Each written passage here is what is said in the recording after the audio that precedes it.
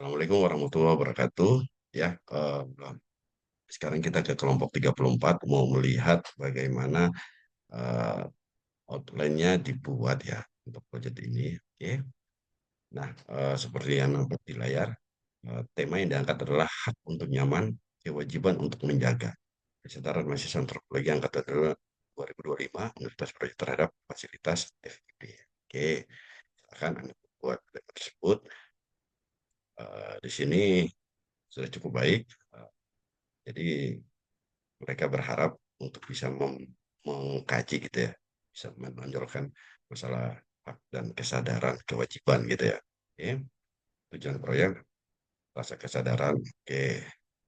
Um, tapi sebenarnya jangan keluar tujuan proyek ini, ke dalam aja. Jadi tujuan proyek ini agar menjadi potret ya bagi kelompok ini, bisa menemukan pola itu atau cara ya. Itu saran saya. Oke, manfaat.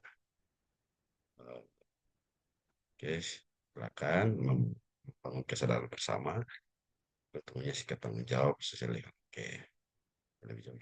Oke, oke, siap. Ruang lingkup. Nah,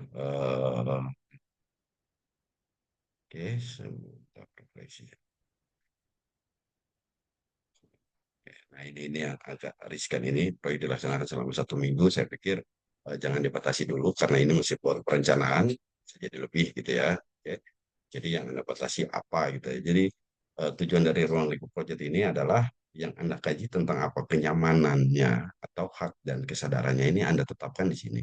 Mau nanti bisa diperbaiki lagi agar bisa lebih jelas. Oke, deskripsi umum. Nah, ini bisa ditambahkan lagi ya tentang apa yang akan dilakukan, apa yang akan didapatkan, apa yang akan dipublikasikan gitu. Intinya di sini. Jadi orang membaca deskripsi orang akan tahu uh, proyek ini akan dilakukan kapan, apa yang akan dilakukan, hasil apa yang didapatkan sekiranya, dan bagaimana memvisualisasikan hasilnya. Itu nanti dimasukkan di sini. Jadi untuk memperjelas. Oke, tugas dan tanggung jawab mohon nanti bisa dilengkapi, timeline-nya juga, metode. Uh, nah, ini kalau menggunakan metode kuantitatif, sudah harus Anda memasukkan metodenya. Metode apa? Metode dalam pengolahan hasil. Angket tidak bisa diolah hanya dengan minta maaf. eh, Biasanya mahasiswa menggunakan Excel itu, bukan? Itu tidak bisa. Excel bukan software pengolah data. Pengolah data kuantitatif ya seperti SPSS, MaxQDA dan lain-lain, dan itu cukup sulit. Saya tidak menyarankan itu. Cukuplah kalau buat saya metode ini diganti dengan wawancara saja supaya bisa lebih kualitatif, deskriptif aja. Analisanya, pengolahan datanya lebih mudah. Nah, analisa kebutuhan, eh, nih apa yang dibutuhkan sebenarnya tidak selebar ini juga ya penjelasannya. Untuk analisa kebutuhan Anda butuh bahan apa sih? Butuh alat apa? Misalnya alatnya laptop misalkan. Laptop buat apa? Ini edit video, transkrip, menulis laporan, menyusun artikel itu jelas. Oh, HP, mendokumentasi foto kan, merekam. Itu yang perlu diperjelas. Nah, saya pikir ini harus dirubah juga eh, tentang sumber dayanya dan tidak perlu sampai sumber daya seperti ini ya. Saya pikir ini dihapus saja nggak apa-apa. Yang penting di atasnya bisa diperbaiki. Terus resiko yang dihadapi, resikonya apa? Misalkan eh, penolakan gitu ya, atau apa gitu ya, waktu. Nah, tidak seperti ini perbedaan persepsi kesalahan dalam pengisian kuesioner. Nah, lagi-lagi kelompok ini saya ingin dipastikan Anda mau menggunakan kualitatif atau kuantitatif gitu.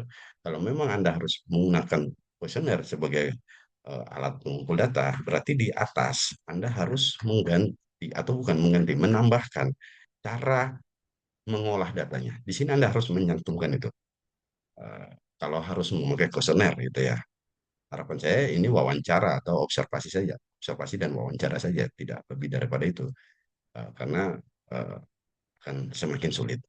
Oke, nah ini harus dirubah. Yang saya butuh adalah sebuah tabel, sebuah tabel yang jelas gitu loh, yang komprehensif, di mana di situ ada apa yang mau dilakukan, kapan, di mana, siapa yang bertanggung jawab, dan apa aktivitasnya. Itu yang harus dibuat. Ya, saya tidak butuh deskripsi pada bagian ini. Jadi untuk mengukurnya agak lebih mudah. Oke. Eh, itu bagi saya kepada kelompok 34 mudah-mudahan bisa segera diperbaiki dan bisa melakukan kegiatan di lapangan. Sekian, terima kasih. Assalamualaikum warahmatullahi wabarakatuh.